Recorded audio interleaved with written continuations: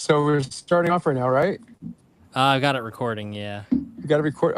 Is this live, or are we doing this live, or is this recording? Um, oh no, I think it's going live. Check it out. Nice. All right, it's going live. I love it. So you just got done talking about how you were. Oh yeah, it is going. Ah, watch live. It just popped up. There we are. Welcome to our live show. That'd be kind of cool. Too bad we can't take callers in. That would be kind of badass if we can do callers. I know we could, but we'd have to figure out a way to get them to link. So I don't know. You I know don't know what? how to Let's do research that. that. Let's research that for next time. How does that work? And how can we take Yeah. callers in? And like through a. I got a long time, first time caller, long time listener. I was gonna say like they could put their if they put their like number in, I can text them a link, but I don't know if they want people having their number, so I don't know. No, Well, I we'll have to doubt figure that, that right? out. We'll figure it out. Right. You get the calls, Baba Booey from Howard Stern. That'd be kind of fun too. They could DM us Well, on Instagram. That could work. there you go. That could work. All right, well, let's get started. All right, Let's so do it. it's nighttime over there. It's daylight over here. It's nice. It's weather's beautiful out here today. It's a great day to barbecue. But I did some really good barbecuing last week and this week, and I have finally. Well, hold on. Before we start off, do you want to start off on our cigars? Get those lit, Yeah, and we can start talking. yeah. Yeah, let's Let's do get that. them lit. All right. Okay, What so you got over I there? I have an El Spatimo.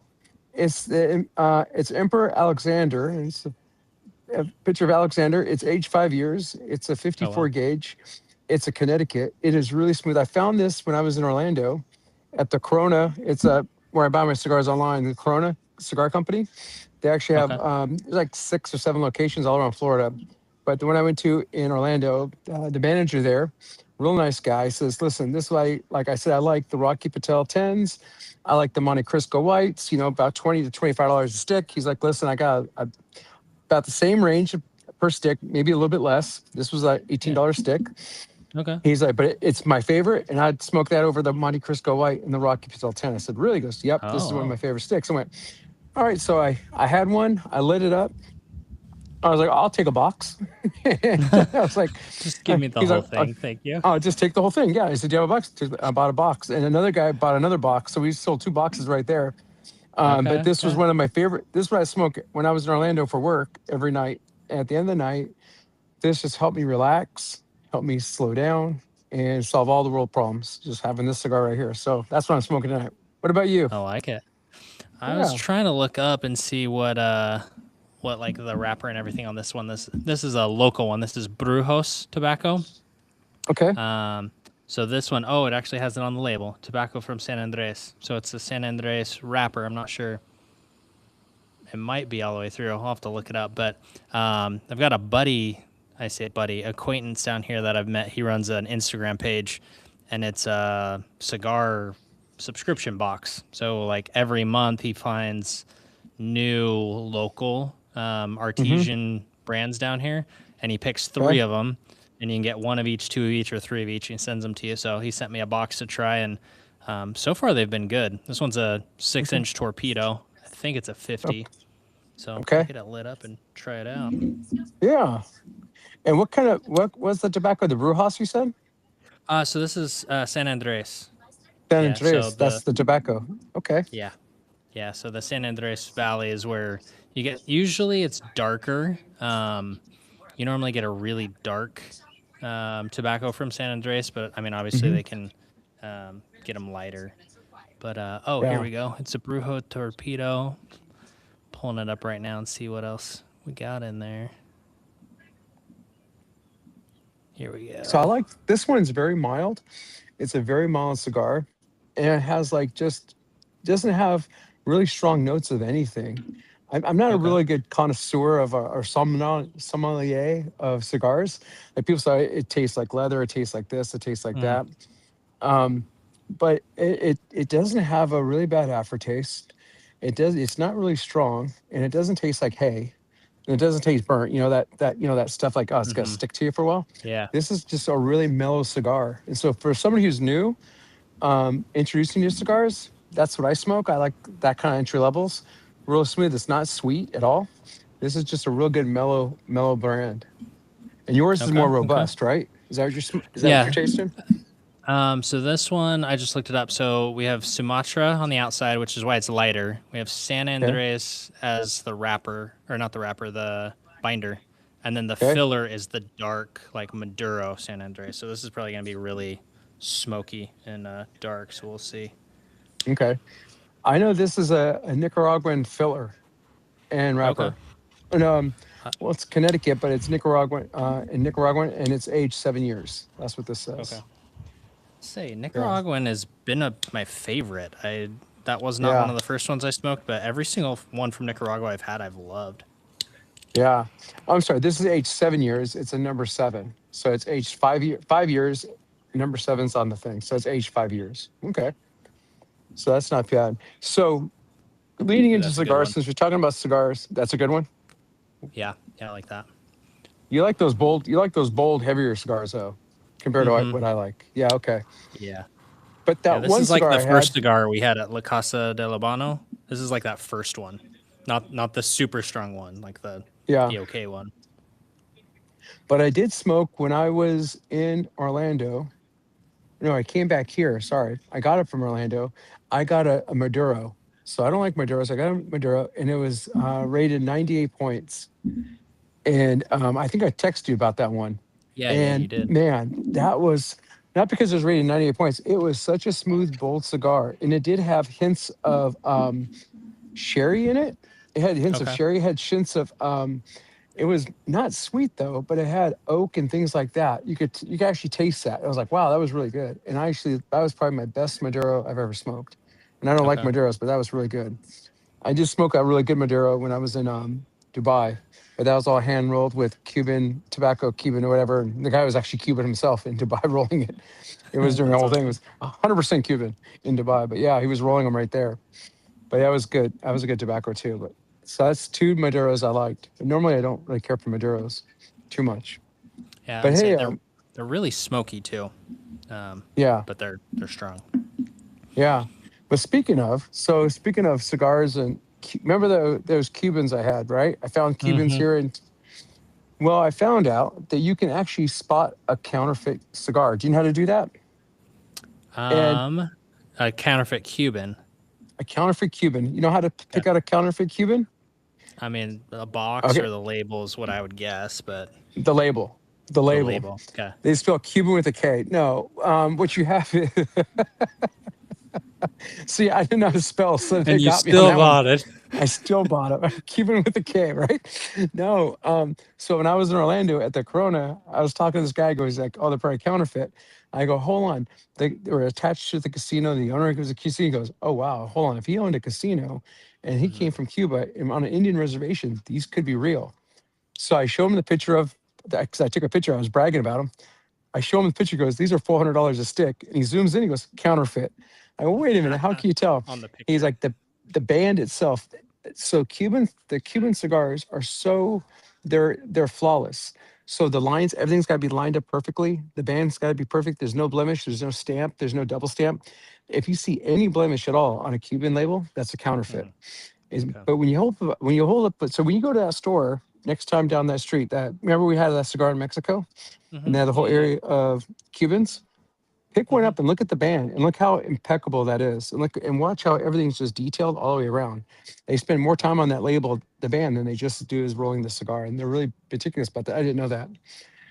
Okay. So then I take the cigars home, right? So I buy these fake Cubans, and they used to taste my favorite cigar until I found out they were fake, right? So something in my head just turned it into shit. Uh huh. But what I found out was I had little pinholes, little pinhole. Oh, like where they hung the tobacco. And Hmm. then when I was taking a draw, I'd draw too much because I'm getting air around around the cigar. So I'd have to take my finger and hold up this little pipe piper. So I started holding a cigar like playing a flute, like all these little holes all around it. I'm like, should I get tape, or whatever, just to get a good draw? Yeah. And so I researched, I used Perplexity, and I said, hey, why do I have holes in my cigar? Because they weren't around it. Now I'm getting more cigars with holes in them. There's a little beetle that actually Oh. they lay their eggs in the tobacco, and the beetles, when they hatch, they burrow their way out of the cigar, and they're Oh going to shoot. burrow into other cigars. I'm like, holy crap! I'm like, uh-oh. And it's not harmful, but you have beetle shit in your cigar and around your in your case and everything else. You have this, whatever. So I'm like, no, that can't be real. So I open up my humidor and and sure enough, there's these itty bitty beetles that are dead at the bottom of the humidor. I'm like, oh crap. So then how do you fix that? So you clean out the whole humidor. Anything that's in that humidor, it's gone. Hmm. Not gone. You can you can salvage it if they haven't gone through you can put up with the holes and all that. What they do is put everything in a Ziploc bag and put it in the freezer for minimum 3 days. So I put everything in the Okay. freezer for 4 days. So you freeze the crap out of them, you knock off the oxygen, you kill everything in there, and then put it in the refrigerator for one day. So bring it from the freezer to the refrigerator, then put it back in the humidor. But I kind of sterilized the heck out of my humidor, kind of cleaned it all out, kind of then I got it re-seasoned inside because I even took the wood, the cedar wood, and I put all that in the freezer. I put the whole damn thing in the freezer. I was like, screw it, Oh well. just put it all in Yeah. there. And then so I put the whole thing in the freezer, and I didn't want to play around with it. But man, it is crazy seeing these little bugs. So I did smoke the cigar. I probably do have some beetle shit in there somewhere, and I probably have a beetle in there somewhere I'm smoking. But I did find out Whatever of works. the 20 cigars, 10 of them were affected, and Oh maybe well. the other 10 were, but I don't know yet. They haven't burrowed out, but I froze those. But luckily, it didn't get to my other cigars, which is great. Or maybe they did. I don't know, right? But there's no holes in them. But I've never heard of that. Have you ever heard of that before? No, I think I remember. I remember somebody. I think it was Cigars Daily. Maybe I think his name's. It's not Dave. What's his name? Anyway, he mentioned something about those, but like I'd never seen anything on my cigars, so I was like, okay, like a just piece of Right. information gone because I don't use it. But yeah, So that's wild. so not only did I get counterfeit cigars, I got crappy counterfeit cigars infected with With beetles. I'm beetles. sitting there, there's beetles, and I spent $400 on this box too. I was like, I got a Oh deal. So now I'm sitting there going, well, crap. At least I can. And we're talking about it. I'm smoking them still, and they're fine. But man, my friends that come over, they'll get those nice Cubans. They'll enjoy them because in their okay. head they'll think it's real. They'll think it's real. Yeah, they'll think it's But a good cigar. the ones, well, the 10 of them that don't have the holes, they'll get those. The one with the holes, I'll Hmm. pay the pipe piper and I'll smoke them. And they're not bad, but they weren't Yeah. as good as they were until I found out they're filled with beetle shit and they're fake. So, yeah. Yeah. So the moral of the story is, if they seems too good to be true, it's too good to be true. Probably is. When you're getting when it's $400 a stick and you're getting it for $400 a box, there's something to be said about that. And I didn't realize how many counterfeits there were out there. I just didn't know because again, I've been Yeah. smoking cigars for a while, but cigars is just still so new to me. I'm still learning, Yeah. and Well, yeah, and so there's lots of this. and I think there's. I think that's why I came into the world cigars the way I did because I was like, hey, I want to start with like if I don't like I don't want to say crappy version, but kind of like bottom of tier. Like if I don't like bottom tier, then maybe I don't want to like the upper tier, and so I don't like. I still haven't tried a Cuban. Like the most expensive stick I've had was the Romeo and Juliet that you got for me, which was maybe was it like $25, which a lot more than anything I've bought. But like Yeah, I like finding like the quality for the low price and experiencing that. So that way, when I try a Cuban for the first time, I'll actually appreciate it because I'll have tried so many other things that it's like I don't know. It's kind of like giving somebody a really fine wine. Like if it's $300 a bottle of wine, like and it's their first drink, they're gonna hate it. It's gonna be disgusting. It's gonna be wasted, and I don't want to waste a good cigar like that. So you know what? My very first cigar was a nice cigar. It was a $25 stick, and that's what made me fall in love with it. I think okay. sometimes when you have that nice cigar, you fall in love Mm-hmm. with it. Like this is a $20 stick. If I started with a $3 or $5 cheap stick and I didn't like it, I wouldn't be here today smoking cigars with you. So I That's fair. so then case in point, I was at a restaurant and I've never heard of Opus wine. People are listening to this right now. You never heard of Opus? It was 100 point wine. What's a 100 point wine? It was rated number one. It's a 2012 Opus, Opus One Cab 100 point wine. And I said, "Is that good?" I was there with the supplier. It was a Wednesday night. We're at Ocean Prime in Dallas, and the waiter says, "Oh, you're gonna like this wine." And I'm not a big wine guy. I take Mm-hmm. my first sip, and Zach, it was amazing. I was like, "Wow, this is great." I normally don't drink on a school night, but I had a couple of glasses, and the guy said, "Do you want another bottle?" I'm like, "Let's get another bottle." Yeah. This We had 3 bottles. Great, feeling good. I take my little Vivo app, take a picture of it, Hmm. Well, right then and there, that was $850 a bottle at cost at Total Wine. So you got to imagine at the restaurant, it's 2 or 3x. We're Yeah. drinking $2,000 bottles of wine. And I'm like, oh, luckily I didn't get the bill, right? I was there as a Mhm. guest, but I'm the one going, let's load them up. Yeah, get another bottle. Yeah, sure. I'll So take another. some so what I'm trying to say is sometimes when you get the fancy stuff, you don't know it's good until you're like, that's really good. You know, I mean, sometimes the fancy stuff is really good, and people who don't like cigars or wine can get hooked Mhm. into it really easily because it's just that good. And Yeah. I think if I had a crappy wine and crappy cigar in the beginning, probably would never, who knows, right? Yeah. But here I am. Yeah. That's true. That's true. I don't know. I don't know. But Yeah. that's why I got hooked up. My very first cigar was the Pardones, and it was a natural, not a Maduro. And I Mm. think if I would have had a Maduro, I probably wouldn't have liked it. It would be too strong for me. Yeah. But I had No. a real Sure. high quality. It was $25 sticks, 25 $30 stick. The guy gave me a box of them, and I lit one up. And I'm like, wow, these are really nice and smooth. I like these. These are just, they're not like the normal cigar like I had in the past. But, ugh, I don't like cigars. Yeah. And I think if it wasn't for that guy, Jim Sturgis, so thank you, Jim Sturgis, for getting me hooked. Now it's, I have 3 humidors and I got a small fortune. Ass. I, what is that? WC Fields. A woman drove me to drink, and I forgot to thank her. One of those. Jim drove me to smoke cigars, and I forgot to thank him. Like, damn you, Jim. And thank you. But, That's a good speaking of time. smoking, so I want to hear about what you smoked this week because I saw some pictures. I want to hear about Yeah. that fancy beef you smoked today with that sauce. But Fancy hot dogs. those fancy hot dogs, yeah, they actually looked pretty good. And the way They- you sliced them up, it looked really fancy. I liked how you quartered those up a little bit. Yeah. So, I mean, there's a restaurant in Utah. I think it's still there. I don't know. It's one that Allie would go to. It's called J Dogs, and they have like a special sauce that goes on the hot dogs, and it was a whole thing when she was growing up. But hot dogs here are not a thing. You get like the crappiest, It's FUD, crappy. FUD, like Elmer Fuds, Yeah. like Uh huh. FUDs. Yeah, the Yeah. Fuds. Yeah. It's terrible. So every other week we get a Costco order. Occasionally we'll get the Costco hot dogs 'cause they're amazing. Yeah. Um, but so I actually just slice you like diagonal diamond cut them Hmm. so they have little Yep. like slits in them. I smoke them at 200, so a little extra smoke.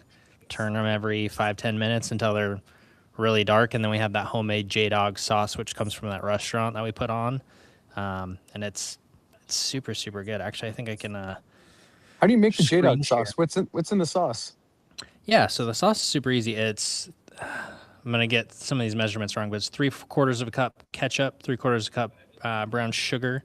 It's like a tablespoon of barbecue sauce, some powdered onion, pepper, and a teaspoon and a half of Worcestershire sauce, and then and a quarter cup of honey. So it's pretty sweet. Um, but Oh yeah, so you wow. just boil that, like get it to a boil, and then you brush it on as it's smoking. I bet would So that be good on chicken? You think? Um, maybe it's kind of like a really ketchup forward sweet barbecue. Okay, Um, so I mean, yeah, it could be like breaded chicken. It would actually probably be pretty good on. but it's a ketchup base, so it's more of a barbecue sauce then. Yeah, yeah, you got a little bit of actual Hmm. barbecue, but Interesting. it's ketchup base. So I was trying to see if I could. Can you put the recipe on this link here? Can you put it on this site? J Dog Oh sauce. yeah, yeah, I could put it on the I'd description love here. to have that. Yeah, let's see. But it goes. Um, I don't put ketchup on my hot dogs. I think that's a sin. there you There go. you go. I can see it. It looks pretty good. Yeah. And those are the Costco dogs. Mm-hmm. Yeah, Costco all beef. Oh, nice. Oh, I like how you do the cross hatches on those. That looks pretty nice. Yeah. Yeah, get a little more smoke in there, and then you get the sauce that sticks in there. So Yeah. we actually eat it on rice instead of buns, and it's super good. So kiddos love Interesting. it. Why is that? Why is that? Uh, I don't know. That was just the way Allie did it. I think they sell them on buns there, but like for some reason she did it on rice, and like we eat a lot Just of meat with rice, so it's just yeah. easy. I bet the But sauce tastes really good on the rice too. Then for sure, hmm yeah, better than the bun. Okay, I can see that. hmm That's pretty good. yeah. Nice. So I did some bacon this week. So I got my Nice. measurements, and I'm going to do a video on this thing. So guys, when people have these recipes for bacon, the biggest complaint is it's too salty. It's too salty. and you rinse it, you rinse it. And what happens is people make their bacon, homemade bacon, then they rinse it, then they smoke it.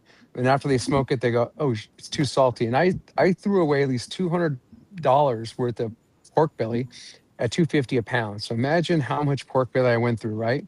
And finally I told Lindsay, Wow. "Going, I'm done. I'm done making bacon." Yeah. So years go No. by, years go by. I'm done, right? I'm just go buy it at $5 a pound, right? I'm like, oh, just go buy it at that time. Now it's $8 a pound. And so I was reading something about this, and somebody says, "Well, if your bacon is too salty, soak it, like soak it like you would cod." I'm like, "Oh yeah, that makes sense." Like when you have the salted cod, it's like bricks, and what they do is Okay. that's how you preserve the cod, and then you soak it in water, and you rinse it out 4 or 5 times, rinse it 4 or 5 times. Then your cod kind of refreshes your cod, and you can use your cod. And that's how I guess in Norway, I don't know. I'm going to get this all messed up. And somebody's going to say you're an idiot, and it's fine. But I think in Norway, that's how the Vikings and that way back when, that's how you preserved your fish. You packed it in salt, Ah, and you yeah, just dehydrate, and it looks like bricks. It looks like these little weapons. You can use that as a sword and kill each other with this cod, right? It's like a little hard, but that's how you get through the winters. That's how you do it. And then you rinse it out, and then you rehydrate your cod, and you have your fish now. And it's actually pretty good but if you don't rinse it out, now it's like eating a salt brick, right? Salt lick. yeah. Hmm. So I read that. And I did the same thing with my bacon. So then I'm starting to do it with my bacon. I'm like, this is crazy. And I soaked it and worked it. But then I read something else like, try it before you smoke it, because once you smoke it, you can't get rid of the salt anymore. And it's in there. Mm. I went, there's the trick. So what you do, guys, you make your bacon, you rinse it off, try it. If it's too salty, soak it. Rinse it off. Again, rinse it, rinse it, and then keep trying it until you can find it where the salt's bearable, until you like the salt content, and then you put on your smoker. But then guess what I did? I cut the salt by half. Still too salty. I cut it by half again. Where I was doing When I was doing 7 tablespoons for 5 pounds. So I was doing a 10 pound salad, 14 tablespoons of salt Okay. with the curing, with the prog powder and all that. That's your base. Prog powder, you have to have the prog powder. So if you don't do prog powder, you can get really hurt because you can botulism, things like that. So people say, I don't want any nitrates. Oh, nitrates hurt. That's fine. Yeah. But you more nitrates in a bowl of spinach than you do you use prog powder. There's a lot of nitrates. That's how you get the prog powder is through spinach.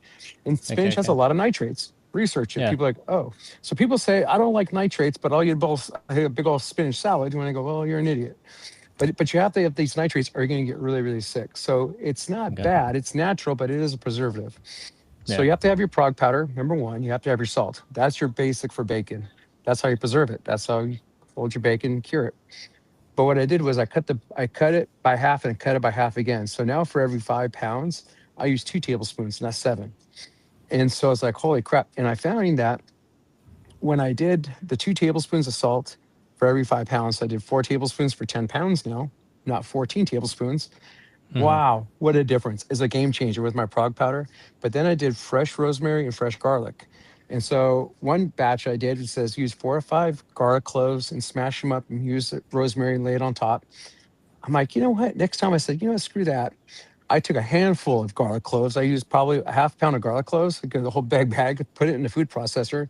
I had a bunch of rosemary to that. I had my salt and prog powder, and then I used that. And then I smeared it all over the bacon. So then I smeared it over the bacon. I cure it for a week. You flip it. I flipped it every night. You're supposed to flip it one time during the week. I flipped it every night. And at the end of the day, I rinsed it all off and I cut my slice. I rinsed it off. I rinsed it pretty good. Didn't have to go crazy. Didn't have to soak it. Rinsed it pretty Yeah. good. Get all that stuff off. And I put it in the pan. I tried it. I was like, oh my God, it was amazing. The rosemary, the garlic, it was so savory. Zach, it was amazing. So then I knew I was ready to smoke it. Now I was ready for the smoker. So one thing I like about the Weber Searwood, which we talk Hmm. about this Weber pellet, and I hate easy bakes, but for something like this is what it does really, really well. Hmm. And so what I like about the Searwood is remember that emergency if you need to dump all your pellets, you can. Yeah. So I bought these buckets that kind of hold your pellets and it has different labels. So I was cooking on the bold pellets, but every time you see bacon, it's cooked on hickory. I was like, you know what? I'm not cooking on hickory. So I dumped all the pellets. I smoked it just in hickory. So I did a hickory, garlic, rosemary, bacon. And Zach, I almost levitated. I thought the light came up. God Himself went. You finally did it. You ding dong. You did it. You did You it. you did it. I was like, now I don't have to apologize to the pigs anymore. The pigs are going, now I'm not dying in vain. I would be proud to be a pig and be on Tony's Easy Bake. But it was amazing. And so now what I did was, so I did that. And what I do is, so once before I put on the smoker, I use cracked pepper and I use dried rosemary all over on both sides. So I have that Okay. cracked pepper and the dried rosemary. Then I smoke it. I use it the 180. I like the power boost. The smoke Yeah. boost, I live by that now. Mm-hmm. I No, do the it's good. 180 smoke boost for 2 hours. Then I'll jack it up to 235, 230, and probe it till I get to 155. Once I get to 155, I'm done. Take it off. Then what I do is I leave it on a wire rack to cool down, put it in the fridge, and let it sit there overnight, uncovered. And what happens is everything, all the pectin, everything else is kind of consolidates, and then it's easy to Okay. cut the next day. You don't want to cook it warm. And then what I do is I lay it on a cookie sheet. And what I liked about this bacon was because I didn't use any sugar. I backed out. Oh, Uh-huh. before I was also using 8 tablespoons of brown sugar for every 5 pounds, 16 tablespoons of brown sugar. What's happening is you cook it, you'd burn your bacon, it gets all black Mhm. because all the sugar caramelizes. So Yeah. now I have no sugar. I have salt, frog powder, rosemary, and garlic. That was it, right? That's it. And cracked pepper. And man, Zach, it was a game changer today. Yesterday, when I was cooking that bacon, I swear to God, it was a great weekend. But now I did another batch. So now I'm making one correction at a time. So, we're in Seattle, Washington, the home of the apples, right? Big apple festival. So we have a Mm-hmm. whole Mm-hmm. apple refrigerator full of apples. So I took 4 of my great apples that I have from this private orchard and I put those in the food processor too. So I got 4 apples. I put the Oh, rosemary okay. and garlic, right? What goes great with apple? Put an apple in the pig's mouth, right? You give a pig an apple and it Uh-huh. makes bacon. So why would you not use apple? So I put Big apple, apple bacon. it makes bacon, right? That was Jim Gaffigan. That's not my joke. When he said that, I was like, oh my God, I'm God, using apples are that. amazing. Yeah. You give a pig an apple and it makes bacon. I love That's it. Yeah, amazing. it's Jim Gaffigan. When he said that, I was laughing. But I put apple now. So now that's curing right now. So I did that today. So my sugar is not from brown sugar. Now the sugars are going to actually come from the apple. So I'll use the natural sugars of the apple. So now I Yeah. have apple, rosemary, and garlic. And I used a lot more garlic and I smeared the heck out of it. I can't wait till next Saturday. Friday, I'm going to take it off, rinse it all off, try it again. Hopefully I have a little sweetness in there, maybe a little apple. I don't know. And then I'm gonna smoke it, and then Saturday would be a great bacon day. And then again, 10 pounds. So I'm gonna fill up my freezer full of this stuff, and then I'll do another correction. I'll try something else besides rosemary, garlic, and apple. But I'll venture out to something like Chipotle or something like that. But anyhow, it's exciting and Mango fun. habanero. Yeah, mango. No, I wouldn't do habanero. No way. Burn you 3-time bacon. It's called. Yeah. Oh my Uh, God. I'd be eating that and pooping like flames. I'd be shooting flames. But no. no, but the cool part is, no, but the fun part is, it's like now when you nail something, and I've been learning how to make sourdough bread. Hmm. And so last week I was in San Francisco and I went to Boudon, the fancy bakery out there, which is my favorite sourdough, used to be my favorite sourdough in the world until my neighbor down the street, the Morgans, Megan and Michael, Marin and Maisie, the M family. And it's like the first names all start with an M and the last name is the Morgans, right? So I Okay. call them the M Okay. family. It's all M's. Oh, So M's. they make the best sourdough I ever had in my life. Blows it away. I mean, so she's been teaching me how to make sourdough. So I made sourdough bread. And honestly, it's better than San Francisco. And again, it only has 4 ingredients. It has starter, Really? it has flour, it has salt. Well, that's it. It's 3 ingredients. Flour, That's starter, it. and salt. Huh. Yeah, Okay. that's it. Flour, starter, yeah, flour and water, obviously, and water. And that's it. And so there's 4 ingredients water. I was like, no, there's four, but I use spring water. But it is so great. It's amazing. And that starter is amazing. And I bought starters at 145 years old. Don't waste your money on that stuff. Okay. I used her starter and I compared the two. So I had two loaves there. I was trying to compare it. I'm like, dang it. I just kept going back to hers. You can really taste that nice sour, that nice chew to it. So now I had homemade sourdough, homemade bacon. Man, it's nice. And then I'm making my homemade butter. Bacon It's sand. just right. But the thing is, it's like my loaves cost what? Again, I do okay. I'm not, I just like finding good deals. But when I can make it better than you can buy it and do it for a Hmm. fraction of the price, it's great. My bacon. because I got it on sale. It was 250 a pound all in. I have $3 a pound for bacon. If I was to buy this bacon, it'd be $8 or $9 a pound. So I'm doing it for Yeah. a third of the price. My loaves of sourdough to go to a fancy shop to go buy this, it'd be $9 for a loaf of bread. I'm making it for less than $2, maybe a buck 50, buck 75, with between the starter and the flour and the water and salt. Right? It's nothing. Yeah. I get 12-pound bag for $6 at, the it's fancy flour. It's all the King Arthur. But anyhow, but it's like I like living out here the hippie style because I make my own butters, I make my own breads, make my own bacon, and do all that. Now I've been doing beef ribs, and I got my smoker back. Ooh. Ooh, oh, can you post a picture of the smoker that I sent you? Can you Oh post yeah, that up yeah, there? yeah. Give me one You guys second. check out this. So I found out a name for the smoker now. Drum roll. Burnt Reynolds. Burnt Oh, Reynolds. Burt Reynolds. Also, Smokey and the Bandit. So people like that. Smoking. Burt Reynolds. How can I not? What an icon, right? Mm-hmm. Right Mm-hmm. now right now. I think he's looking up or down at us. Who knows? I don't know where his Who heart was knows? with God. Who knows with God? But either way, he's smiling right now because we named a smoker after him, Burt Reynolds, and I think that'd be great. Let's get this up here. Oh, Share been my yapping. screen. My cigar went out. Oh, no, you're good. Get it restarted. Okay, but I'm gonna yeah. I'm So I gonna got say so I took the same smoker I had in Colorado, and when I brought it out here to Washington, that thing just rusted overnight because I wasn't painted or mm, primered. Because in Colorado, it didn't really matter. It's all dry out there. Ah, what you're looking at is there. So I put a center. I took off one of the burners. So go to the right. So I took off one of the burners, and see, I got that burner there. So mm-hmm. Roger, he is a wizard. He was an incredible welder and just metal guy. Rogers is badass. He lives in Gig Harbor, and he's really good at what he does, obviously. So I had two burners. I had him take off one of the burners, cut the thing off. He actually took the whole smoker apart. Basically, had it on lifts, big cherry Oh pickers. wow. He had the whole Yeah. thing sandblasted. Had the trailer sandblasted, all left and right. Then he painted the whole thing black with high temp paint, so it won't rust. He cut off one of the burners and then put a Santa Maria grill on. So I put a Santa Maria grill. That's more of a kind of a, you put the wood underneath that you cook on wood, like put your steaks and things like that, whatever you want. But you cook over direct heat, direct flame. And so you can raise the grate up or down. Then that burner on the other hand, it's like a jet engine. That thing is huge. It's like what you do crawfish boils on. So I use that same burner. So I can do fry, I can do whatever, do my barbecue beans on that really easily. Or what I can do is then, or I can at least smoke some stuff on that side. And then on the back end, onto the left, if you scroll to the left or if you can move to the left, he put a nice big fire door on it, a real heavy duty door. Lucas, the other guy who made this to begin with, he did a really good job. So that fire door, I think it's like 100 pounds, that stupid fire door. And he put a Oh new wow. door on that with good baffles. That thing is solid as they come. He actually took it apart and he actually, from the back end, he actually insulated the whole firebox. So he put fire insulation around the firebox so it holds the heat really, really well. And yeah, so he put the baffle and put that door in there. He insulated the whole back. Then he put the little grates on top. He put all kinds of fun stuff on this thing. I did spend an arm and a leg on it, but man, I am so happy with it. And now I can do Looks events. I amazing. can, yeah, it is a really good smoker. And I may even rent this out. So if people want to do that.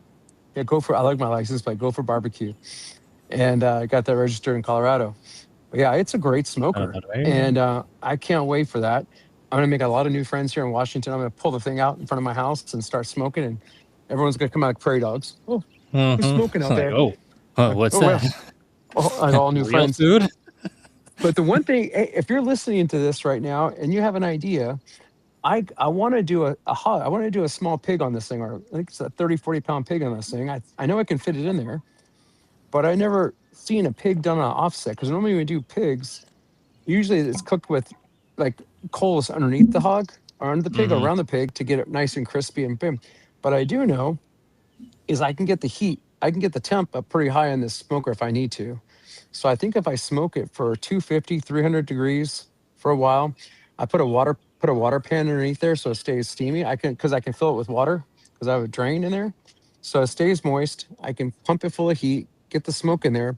But I think at the last hour, 35 minutes or so. And Yeah. guys, if anybody has an idea of what I can do, because I've never done one, I'll take all the advice I can get. write us, tell us what we're doing wrong.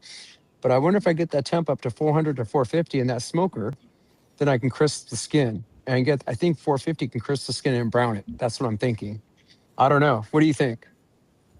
I mean, I've definitely never done a whole animal of any kind, but I know out here they'll basically it's like holes, like it's a Hmm. pit that they bury the pigs in. We get actually you had them when you were out here, the chamorros, the pig leg, where Yeah. they bury it and smolder it, and but I imagine you can do the same thing, like you said, on a smoker. Like it's the same thing, it's just not underground. You just Yeah. need to know the right Right. temps. So Yep. yeah, we'll have to research that one.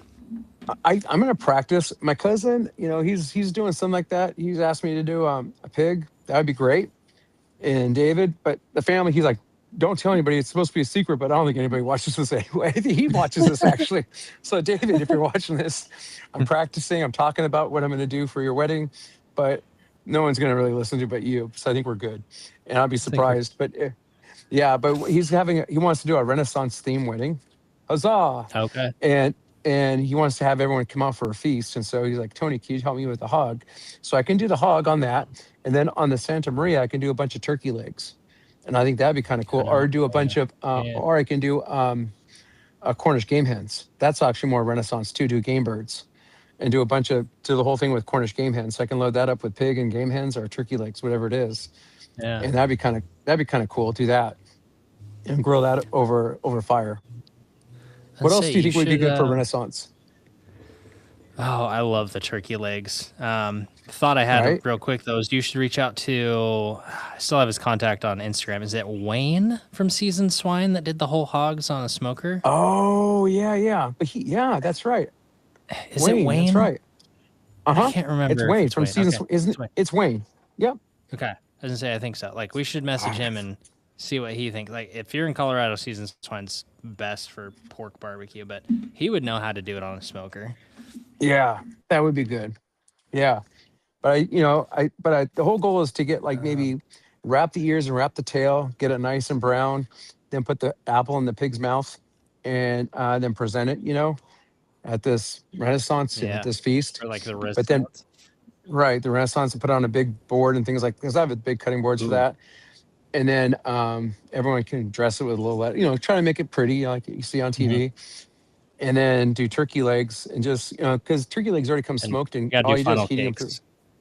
and do what? Funnel Funnel cakes. cakes? Do they have those in the Yes, I Renaissance know. time?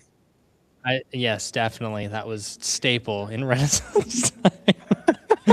No, they're just like we went to the Renaissance Fair in Cincinnati, which is like the Yeah. biggest one. I don't know if it's the biggest one in the world because I think it's the biggest one in America for sure. But Okay. um, we had turkey legs and we had funnel cakes, and I got like a hollowed out like actual horn, like the Oh horn yeah. that they would blow during battle. One of my Yeah. favorite memories. But yeah, turkey legs and funnel cakes. That's what I remember. Nice. Yeah. Well, he wants to do Scottish eggs too. And Scottish eggs are great because when I went to the Renaissance Fair, they take a hard boiled egg and they kind of cover it with sausage. Then they roll it in Oh, breadcrumbs and you fry it and you fry that them. sounds good. Yeah, and with the burner, I can do the fried stuff. So this whole thing is Hmm. kind of content. I didn't build this for his wedding, but honestly, I could do it now with Yeah, the whole yeah, hog, with the turkey legs, and with the burner. I can do it all right there with the smoker, hmm, and it's pretty yeah, self-contained. I mean, it's right, and it's. He's like, "Well, do you need electricity?" I'm like, "No, everything's self-contained. All I need is fire and yeah. wood." Yeah, it's not like Yeah, my you're Easy good Bake, to go. right? Do you have an extension Yeah, cord and do you have a yeah. generator? Like, no. This No. is when it comes back to this is when it comes back old school smoking, old school barbecue. Mhm. Other than the Yeah. burner, right? That's not really old school, but I could put a pot on top of the grate and fry on top of the Mhm. Santa Maria, Yeah. and I can fry oil on that if I wanted to. So yeah, I guess I Yep. could go with old school if I wanted to. If I ran out of propane, I still have fire. So yeah, I Yep. could still do what I need to do, You and got it for all. sure, yeah. And worst case scenario, I could always put the coals from under the Santa Maria and put them on top Mhm. of the plates because this is a reverse flow, and so I have metal plates that go all up on the bottom, and I could do the coals on top of the metal plates to crisp the skin and crisp underneath. I needed to get the heat up a Oh, little bit more if I wanted to. I'd yeah. have to pull out the There you go. hog, layer it with the coals, and then slide the hog back in, and then shut the lid. hopefully I didn't burn the damn thing. So I got to practice. So I got to practice on a hog before that. I don't want to practice at Yeah. his wedding. Yeah, Yeah. but Don't want that to be the first run. yeah, and then Preferably take all not the this hog second meat. either, but Right, watch my first one be the best one. Like, oh, sorry. Yeah. Like, oh crap. Uh, It's like in golf, your first swing is the best. Like, oh no, sorry. uh-huh. But yeah, but I don't want to mess up his wedding. That's a special day. But yeah, but I think it'll be fun. And then if I practice here at the house, then I can take all the pork meat to the fire station or take it to the mission. I take it to the police station, but I might get arrested. They might think I'm messing with them, taking a bunch of pork to the to the police Yeah. station. I swear, it just tastes good. I'm sorry. I'm sorry, I was but trying to it's be really good. nice. Yeah, but but it's kind of funny too at the same time. I'm not saying, Uh-huh. but anyhow, but yeah, Uh, but yeah. So because I live in Tacoma, Washington, and we had that famous TV show Tacoma PD or Tacoma Fire. I don't know if you've ever seen it. That's uh, always fun. I can do it, take it over there. But yeah, take a hog and kind of do it for them, practice over there or something like that. Should oh, be there you fun. go. That'd be fun. But I have Gonna until say, October, so I got time.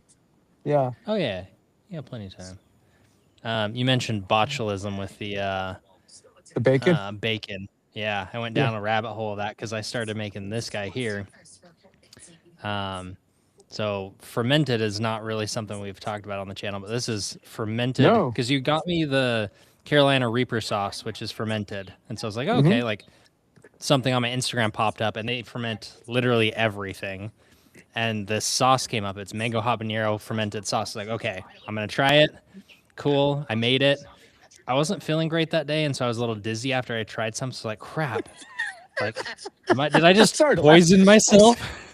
I'm sorry to laugh. I lost 10 pounds and I was Yeah. dizzy. I was just like, Oh, what's going on here? So I went down the rabbit hole of like botulism. Apparently, for fermented foods at home, very, very uncommon. Like, you would have okay. to like royally mess up to unless you're fermenting like meat or something like that. Like they're Okay. like as Yeah. far as like vegetables go, as long as you basically the only thing you have to do is you weigh everything in the jar. So like tear out your scale, weigh everything, and make sure you have at least 2% of whatever the weight is in salt, and you're good. A little bit Right. more if you want, but like nothing's gonna grow as long as it's submerged and you have that. So I was like, okay. But this sauce, I was gonna do 100 grams of habaneros, which was gonna be 16 habaneros and then one mango. Yeah. I Jeez. start slicing them after it fermented for 3 days, and my nose started to like tingle. I'm like, I'm gonna do half. So I did 8, and it actually turned out really, really good. Like we Really? have our yeah, we have our taxi driver, and he's Mexican. He doesn't love super spicy, but he likes Yeah. like a little bit. He tried it. He's like, that's really good. So I gave it to some for his family. But it's one mango, 8 habaneros. Let it sit for 3 days, and then blend it, and it's phenomenal. Like it's You, amazing. It's not as good you do the as same the thing with, scorpion that you get me, but I got some for you. I got a bunch of bottles I've been collecting, so I need to come out there. I might just come out by myself and do like a yeah, I'm looking up. It's look at the Hawaiian Airlines. I want to go to Hawaii. Um, Airplanes flying over. Squirrel. Um, yeah. but what I want, maybe we can do it with jalapenos. Mm, And right now, if you can get a mango, can you give me that recipe? And maybe I could try the jalapenos, and I'll probably yeah, do one jalapeno and a bunch of mangoes because I don't like anything yeah. too spicy. But just a hint is good enough. But if I core out the jalapeno, get rid of that capsaicin, Oh yeah, yeah. I bet that you have the fruit flavor and then have the mango. I bet that would be good. Well, and the fermenting, I feel like kind of tones it down a little bit too. So it was like it's not super hot. I mean, honestly, I could probably do the 16 jalapeno or habaneros, but I just was a Will little Allie eat skeptical it? at Is first. it too hot for Uh, Allie? Allie won't eat it. Jackson tried it and he liked the flavor, so Okay, but it it's a little wasn't too hot spicy for him. for him. Was it okay? And yeah, he's like, it hurts a little bit. Like he just tried a little dab. He could Yeah. use it, but it's spicier. But if you did jalapenos, you'd be just fine. If you toned it down with honey, you think a little bit, or toned it down a little bit, Yeah. maybe, The it actually or got dilute pretty it. sweet with the fermenting the mangoes. Um, yeah. Now, how did you So ferment them? How do you do that? Walk me through that. yeah. So the fermenting is just it's that salt solution. Okay. So you have to And brine. You have to dissolve the salt in the water first. Yep. So you dissolve the Okay. salt, and it's Okay. so I did. It was 450 grams of like actual stuff in there, and then it was 10 grams of salt, and that was it. That was it, huh? So Okay. yeah. It's like, yeah, 2 teaspoons almost. Cerramos aquí a las 10, jefe. Okay. Las luces se apagan a las 10 y ya son las 10. Okay. Sí. 30 minutos más, por favor. ¿Está bien? Bueno, pues paso en 30 minutos otra Okay. vez. Mil gracias. 30 more minutes, huh? 30 more minutes. Nice. Are you in the my, clubhouse upstairs? yeah, I'm just upstairs on top. I was gonna say my cigars. This one's a slow one, but This one's a yeah, slow no, one too. it's branding's super like I followed this guy and it's super easy. Like it really, really is. I was like, oh, this is gonna be hard. I didn't have like, let me actually share that thing again. I didn't have they usually have like a glass weight that you put in the Yeah. top to kind of hold stuff down. I just Yeah. had a coffee filter that I tucked in so it made sure everything was wet. I put Yep. a like piece of what is it, paper towel over like the ring because I didn't actually have a ring for it, and it Yeah. turned out great. Like you don't need anything fancy. If you have a mason jar, you can ferment. So yeah, Well, you just close the lid. You're fine, huh? yeah, and it didn't even Or, have an actual lid on it. Yeah, did you have to push down on it? Do you have to push down on it, or you just close the lid? Would that work, or does it have to breathe? yeah. Does it have? So normally, yeah, you want to, if you don't have like a fermenting lid, you have to open it once a day to let it breathe. This is just a Okay. paper towel on top so nothing gets in and it breathes by itself. So the only thing you got to make sure is everything's submerged. That's what, like I tucked a coffee filter inside with the mango to like make sure everything stayed wet with the Got salt it. solution. So, Got it. And yeah. then, do you see bubbles coming up on the sides? Does it kind of? No, I didn't. It didn't ferment probably long enough to do that. Usually you go like a week or two. I Okay. didn't want like a super fermented flavor. I just want a little bit. This one is not shelf stable because it didn't get to that point, so you do have to keep it in the fridge. But yeah, When does it no, become it's shelf stable? When you start seeing, how long do you have to do it for that? Does it tell you? yeah. So as long as the pH gets below, it was like 4.6. So they have like strips you can use to test it. If you get the bubbles, you get to that point. I didn't plan on keeping it in the shelf, so I was just like, I'm Okay. not too worried Right. about it. But that's something I'll probably dive into. But I think it's kind of interesting with some of this because like some of your sauces and hot sauce, like things that you could add sides, fermenting kind of isn't something I've played with a lot. And I watched a bunch of reels. I'm like, oh, that would be good with some ribs, or oh, that would be good with some, like Right. beef ribs. Like, I think some of this is stuff I'll have to start sharing a little bit as we test some things. I want to try this. This sounds like fun. This really does sound like fun. Making your own sauce, and then if you make it shelf stable, so that you can bottle it and just cap it, and you're good, right? How long does it last Yeah. for bottled? Do you know? If it's bottled, it was like I think it's a year. Yeah, I think it's a year. And then if you cook it, so you like pasteurize it, it's good for like 3 years or something. Oh, so you ferment it, blend it, use a hand emulsion, blend the crap out of it, and then bring it up And then to a you can boil. yeah, then you pasteurize it if you want. You don't have to. I It's good would. for I like would. Yeah. 6 months to a year once the pH is low enough. But you can make it Interesting. shelf stable for a really long time if you pasteurize it.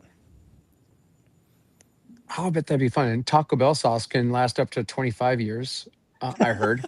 The Chick-fil-A Those little sauce. And, Oh, no, Taco Bell sauce in little packets. Taco Bell sauce okay. lasts for 25 years.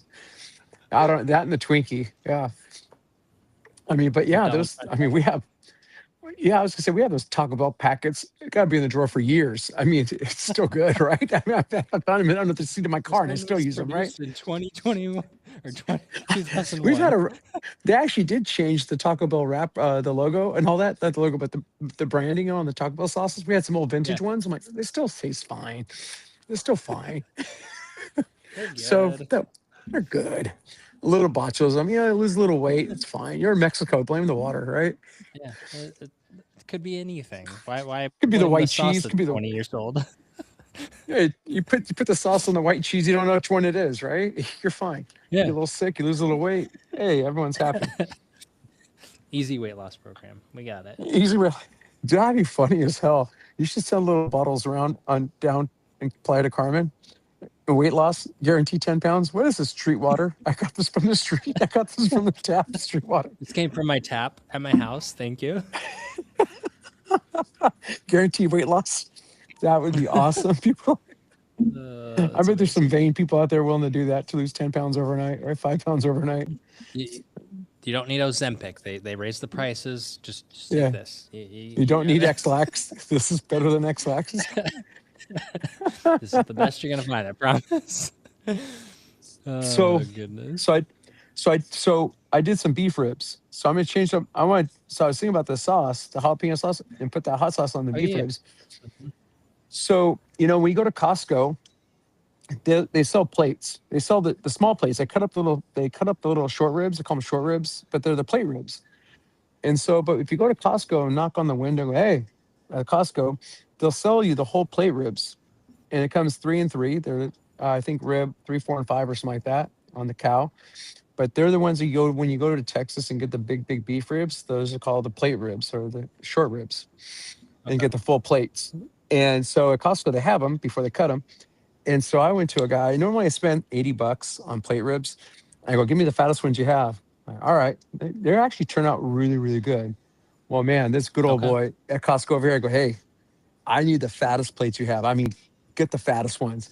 Man, he came back in 10, 15 minutes. I found them. Really? He weighed I them. found. It's for the same plate ribs. I was paying 83 on a regular basis. That was 125. I'm like, oh my God, these things are so fat. They were so fat before you cook. And then when you cook them, they shrink up and they turn into a big, oh my God. They were like the ones we went to Blacks. Remember we went to Blacks in Texas and Oh yeah, yeah, yeah. in Lockhart, Texas, the real Blacks, not the Yeah. Terry Blacks. We we Not we, Terry we won't go Blacks. to we won't go to Terry Blacks. He was not a nice guy to his family, and we don't go to Terry Blacks. I heard he has great barbecue. He does it well, and out of respect for the Black family, I don't go there. But I do tell people if you want, you can, but I choose not to go there because the Black family they Mm-hmm. were good to us and they let us do it. But remember how big those beef ribs were, and but they Mm-hmm. were like It was $70, like 70. it's 2 pounds for one rib. Right. It was like 2 pounds of rib, and they were like $45 a pound. And they weigh it with the bone, of course. Like, God dang it, take the bone out. But it was a big bone. But it was like 60, 70, $80 a rib. But when I was thinking Mm-hmm. about this, Zach, and we think about barbecue versus making it yourself versus going out, I think when you buy a brisket, you'll buy a brisket for, let's call it $70 now, $80. I see them for 120 prime or regular, whatever you get. If I was to Yeah. take and go to Franklin's Barbecue, that same brisket would cost 260, 270. If I buy a whole brisket from Franklin's, it costs about $250 for a whole brisket. Yeah. So it's like 2x, right? Maybe a little bit more, 2.5x that. Same thing with rack of ribs. I can buy a rack of ribs for $15. I go to a restaurant, pay $30. Again, 2x, maybe 2.5x for ribs. Well, the biggest bang in the bucks is beef ribs. So beef ribs, I think, is the biggest bang for the buck because I was paying $80 to $123, $20 to $25 for this whole for 6 ribs, right? Where Yeah. I would yield the price of one rib or 2 ribs would pay for the rest. So we're looking at 3 to 4x. So I think if people are trying to do something forgiving, and what can I do at home that I can produce a great value and I can produce a great product, and people go, wow, that's amazing. I would say plate ribs every time because it's easier Yeah. than a brisket. It's just as easy as a pork. It takes 9 hours. It's a 9 hour cook to do 6 ribs. Or we can do a plate rib. A plate rib. It's 9 hours. You do 6 hours of cook, 7 hours of smoke. Wrap them just like you would a brisket. Finish it off for the remaining whatever it is. For another 3 hours, 4 hours, whatever it takes to 203. Again, just like a brisket, you pull them off at 203. Get the thermometer in there, 203. Pull it out. Put in a cooler, just like a brisket. Let it come down to temp. Let it rest for an hour and you're going to have a home run every time. And I think Mm-hmm. if you want to be the biggest bulldog or whatever you want to be, I guess the biggest fish in the pond, when you have friends over for Mm-hmm. barbecue, plate ribs are the way to go. I mean, again, you can do pulled pork. That's great. That's easy to do. Pork ribs are easy to do. Brisket, people go, oh, that's great. It is good. Don't get me wrong. Great brisket. But man, plate ribs take it to the next level because that showmanship with that big bone, you have that nice Mm-hmm. smoke on there. On the offset, you get a nice smoke ring. But dang, that's that Weber Searwood. stupid easy bake makes a nice smoke ring. It's pissing It me does. off. It really does. It does. And you sit there, Every it time. does every time. Like, son of a gun. And I wanted to hate these things. And I'm like liking it more and more. But I did have a rule. I will use this for bacon and short smokes, like for fish and things like that, my pellet in the summertime. And I will use my big offset, the one behind me, the Tejas right Yeah. here, or yeah, the one right here covered. I use that, or I'll use the big smoker that I just had done that I spent an arm and a leg on. I'm at 9 grand now, all in on this stupid smoker now. Oh wow. That's a lot for I know, right? Yeah, 9 grand. Yeah, so IRS 9 grand. I have all the receipts. If the tax man is looking I at have me, the receipt. my Gary, my accountant, Gary, it's 9 grand this year. It's Garrett, I spent like 9,000. well, no, I mentioned I my stolen bike on here, so we're writing off the replacement because we used it as a story. we used that's the story we're talking about it. You're right. No, but yeah, I spent about yeah, probably more than 9 grand. I spent like 5,500 on this smoker, just getting it all facelifted, updated, and looking badass so it doesn't rust. Hmm. And nice door on that, and the Santa Maria grill, and the new heavy duty burner. Yeah, I think I've spent about 6 grand, 5,500. Hopefully, I'm glad my wife doesn't listen to this thing. This is great because I Not, was paying neither of our installments. wives listen. We're good. They don't care. Uh, She's like, whatever, whatever. I know she does just like the say, beef ribs. She does like the barbecue. But yeah, it's great. And then the one thing about reheating, we never talked about reheating barbecue. So Buddy came out. I did that. Oh, we haven't talked. We haven't done a podcast in a while. So I got a Wagyu brisket. So good friend I grew up with came out for my birthday up in April. And so I was like, oh, that's great. So I did a Wagyu brisket, and I did a rookie move. I did the stupidest rookie move. Instead of going to the garage and getting a cooler, so I cooked the brisket. It was great. Did my smoke, did my cook on it. Now I have to let it cool down, right? And so I did this before years ago, and dang it, I did it again. I put it in the cooler. I was supposed to put it in a cooler, let it bring down the temp, let it rest for a couple hours, and serve it. Right? Put it in a Cambo box, whatever. hmm Well, I put it in the oven because I used the oven because I was too lazy to go to the garage. I put Yeah. it in the oven because oven is also a good warming box. However, Hmm. my oven was on. Oh. Oh, oh, I overcooked the damn brisket. I overcooked it, and it didn't dry Like it it was out. on, not to warm, or like, do you normally turn No, it to warm when you do that? no, no, Or no. It was on. It was on, and then I shut it off, and I thought it was cooled down enough, but it didn't really because you got to remember, an oven's a oh, really good warming box. So it didn't come down in temp. It just held the temp between the brisket and the oven. It just held that temp for even longer. It didn't come down. It was at 200 something for a very long time, and I overcooked the mm, brisket, and it was still yielded a great brisket. He ate it. He took some home. He still bitched about it, but hey, that's fine. But he ate it because he's from California. They don't know good barbecue out there anyway. So I don't you know know, good part. they don't know. They don't know good Uh, barbecue, whatever, Hey, right? Yeah, yeah. They go to Arby's. I think that's good barbecue, which is not bad. I still like barbecue the. sandwich from I like. Arby's. Great. Yeah. You know what? I mean, you're here. You're hearing from me live here. I will take my fancy beef ribs on my offset, and I will put a little Arby's sauce on them sometimes. I swear to Mm, God, I love that Arby's sauce. I will put the Arby's and the horseradish sauce on my fancy hmm. barbecue, and I'm like, I know it's sacrilegious, but man, I like what I like. And I just put that Arby's sauce on my damn barbecue sometimes. Not all the time, but if I'm making a sandwich, Yeah. a chop sandwich, I'll put that sauce on there. And I don't Hmm. tell anybody. This is the first time I feel like I've committed murder here. I'm actually confessing right now. Like Father You're just Zach. upgrading the Give me 10 Hail Bucky's Me. Yeah. brisket sauce, the brisket Yeah. sandwich. You're just upgrading it. Right now, you're like, give me 10 Hail Marys and forgive yourself and apologize to the cow. No, Yeah, the but liquid. yeah, so but I did a rookie move. So if you guys are doing that, remember, put it in a cooler, put it in a Cambo box, put it in something, or put it in they make these cooler bags now. Drop in a cooler bag. They're cheap little bags, insulated bag. Put it in there and just do that. That's There you awesome. go. But you know what I did do? So so I was one time I was doing the plate ribs. I did it on Easy Bake. So I used the Weber Searwood, right? It's hooked up to your Wi-Fi, Hmm. and I used the probe. So I pulled out the probe. I was like, I never used the probes before. I calibrated to my thermopen, and actually they're about a degree within each other. So I'm like, not bad. Oh, So the Weber thermopen is damn, that thing is just as good as my $100 thermometer.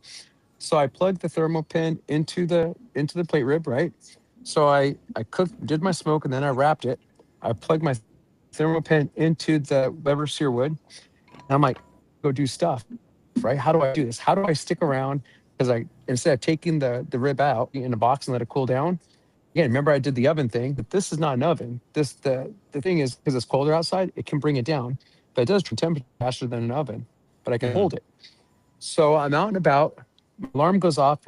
I pulled it off 198, 199, not 203. So I pulled up at Yeah. 198 and I able to turn down my smoker. And I was on an island. I was on Vashon Island out here. Island. My alarm goes off. I hit 198. I turn off my smoker. Okay. I'm gonna be home in 3 hours. Mm-hmm. So like, oh, Hail Mary. Come on, God, don't let me down on this one, right? So I get home 3 hours. I'm like at the moment of truth. Boo, I might have did a rookie move again.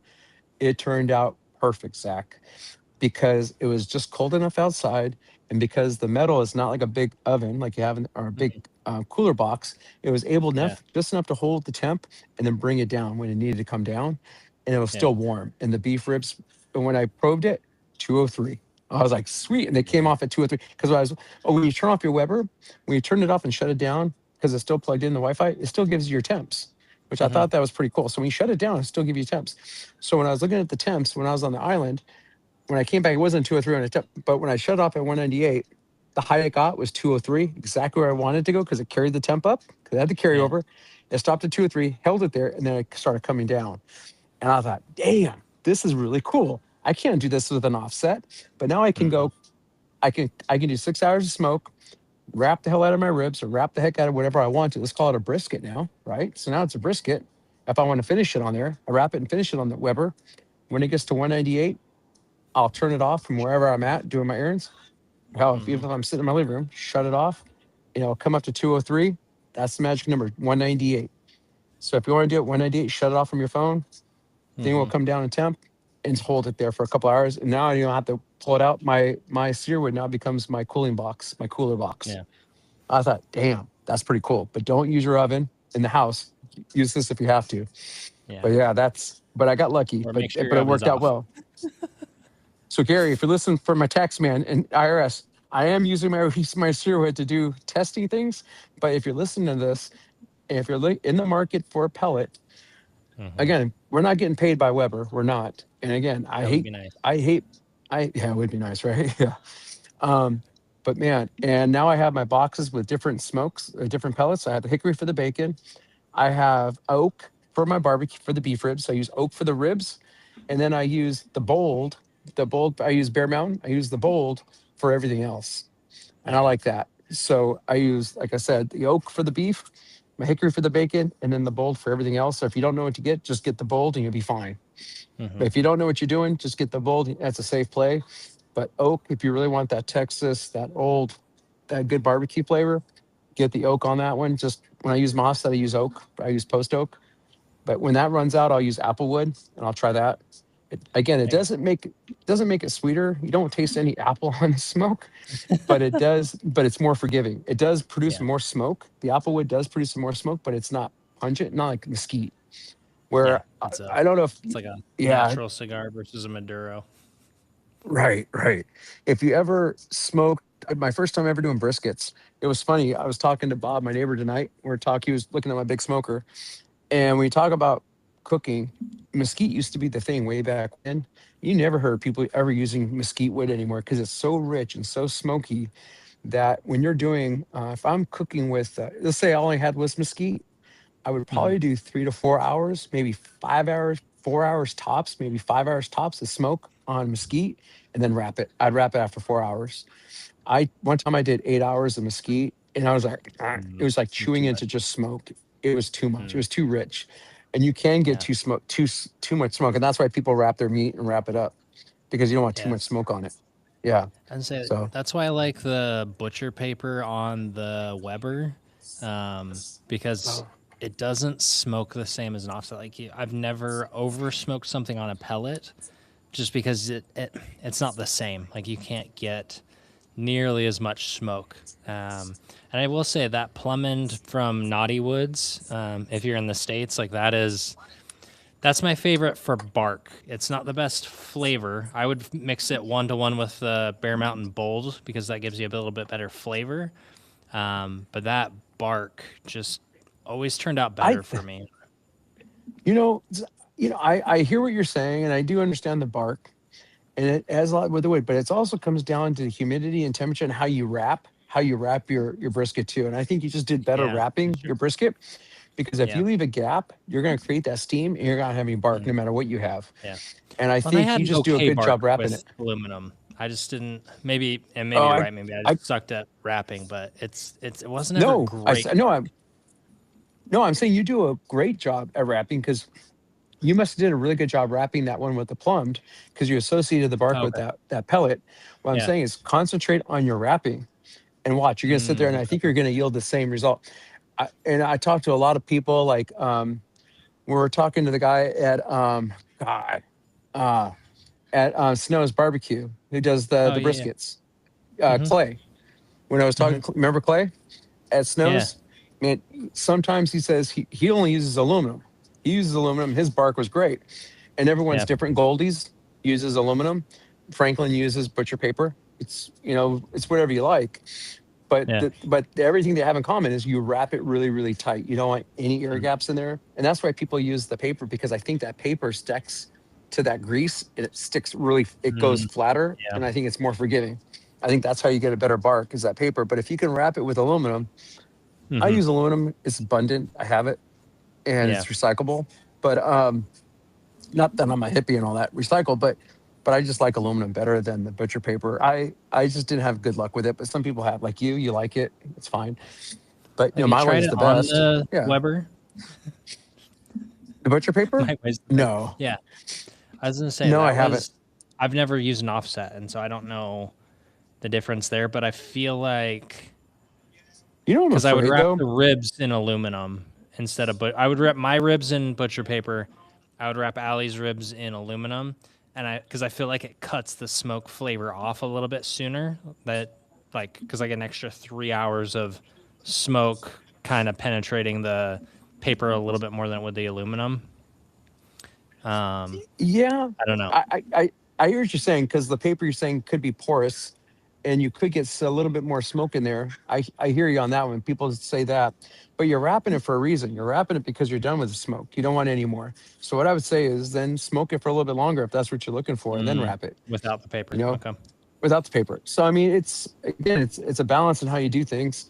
But I mean, again, when I started barbecuing, God, 25 years ago, my very first one was I traded two Southwest Airline tickets for an offset smoker, and it was just big enough to hold one brisket. That it was a small one. It was heavy as hell, but man, I ruined so many briskets just trying. Did mesquite.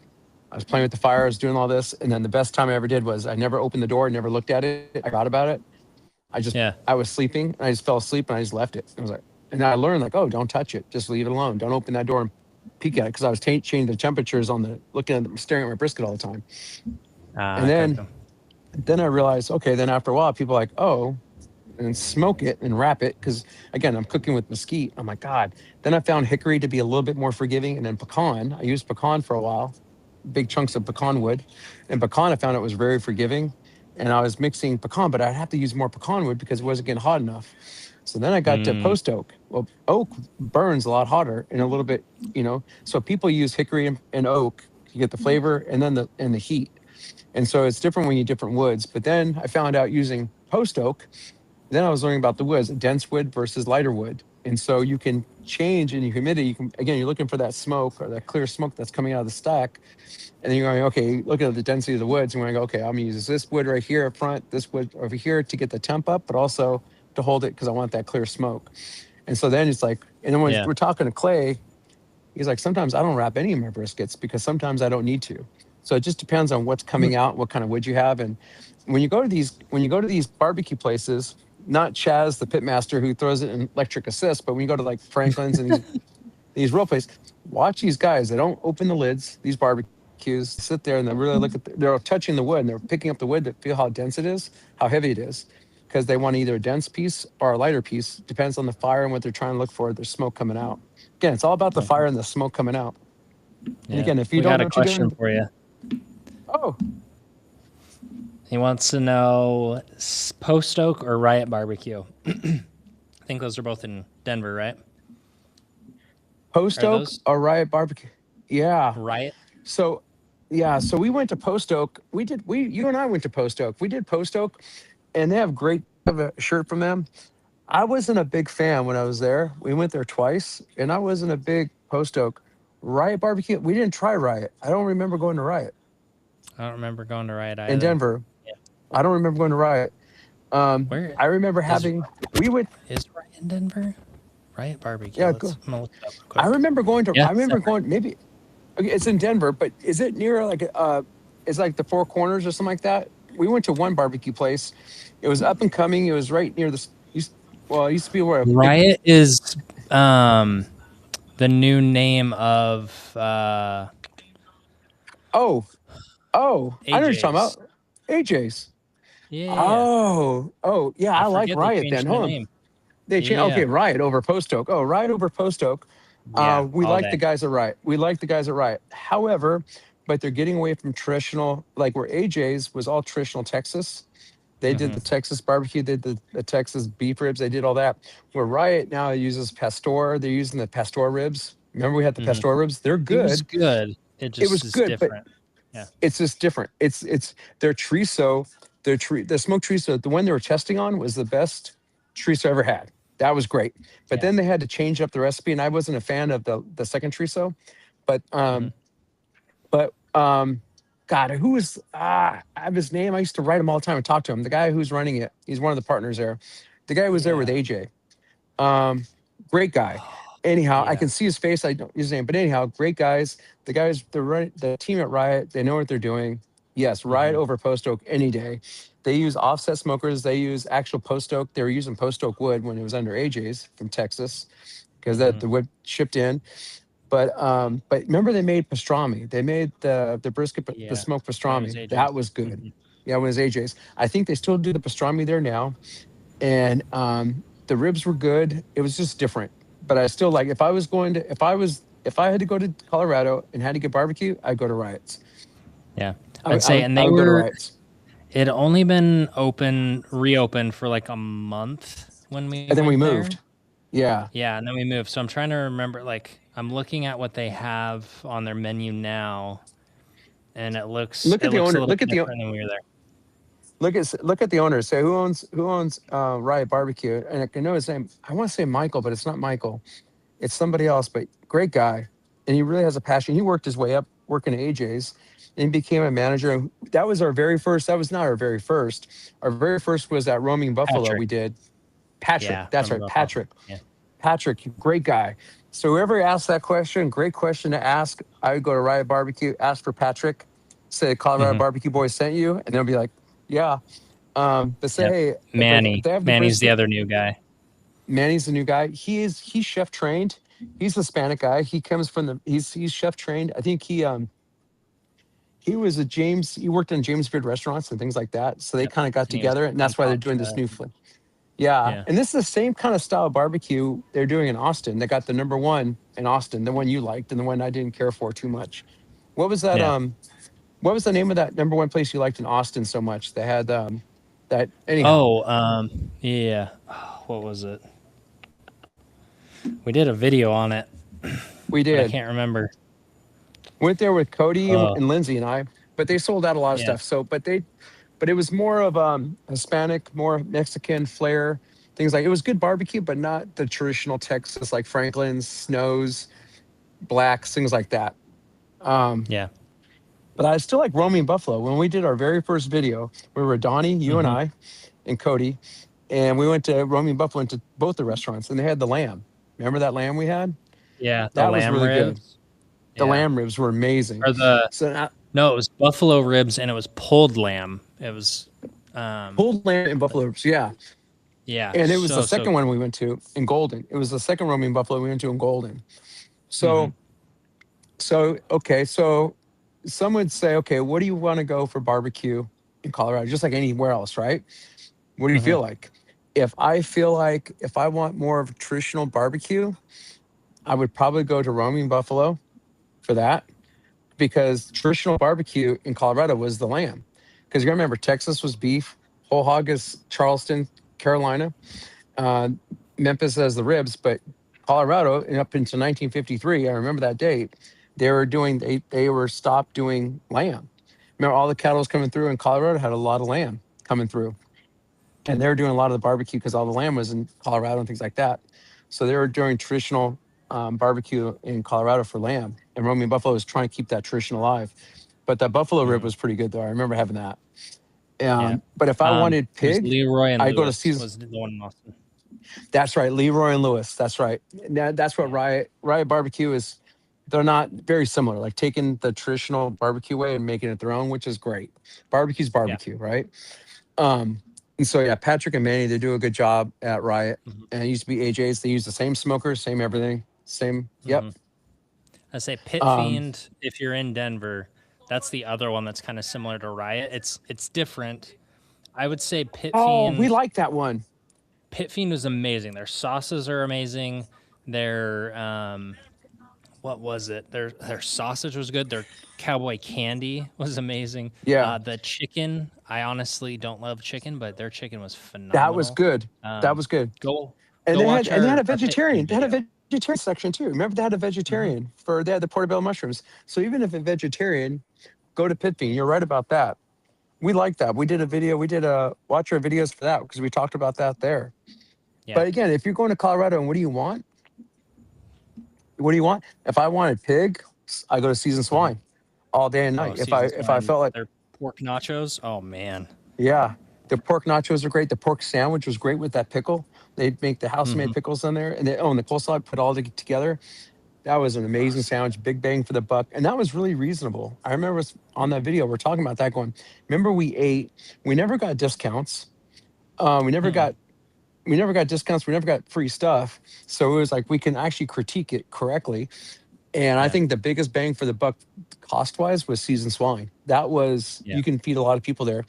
And when people from United Airlines came in, Marcus would take them out. They go to seasoned swine, and they love seasoned swine. And but that was really good barbecue. Riot's actually a good one. But Post Oak, I remember going there, and I just wasn't a fan. I've been there a couple times, and just wasn't a big fan. Yeah. I mean, it's again, it's what you like, right?